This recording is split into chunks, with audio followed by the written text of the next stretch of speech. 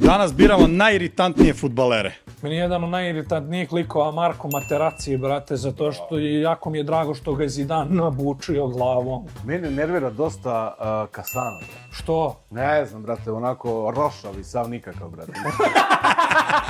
Nervira ga što pomadu ne koristi. Mene užasno nervira Balotelli. I znaš koji isto iritantan lik? Brate, Vinicius. Dosta ljudi misle, Fukli smo ga zajedno, brate. Bukvalno najlakši tip u stvari. Neymar je. Stalno je on ugrožen. Ja ću, brate, da golmana obezbidim iskreno, brate. Emi Martinez, Busquets. Jako bezobrazno od mene, ali ti ne znaš koliko mene Messi nervira. Ja moram da ga izberem. Kontraverzan pik. Ja mislim da jedan od ultra iritantnih likova je, brate, ovaj Antony. Kako ne, bre? Golmana ću zaključavam ultra iritantnog po meni, to je Arrizabalaga. A što? Brate, prvo i osnovno, kako ti možeš treneru kažeš neću izađem napolje? A da.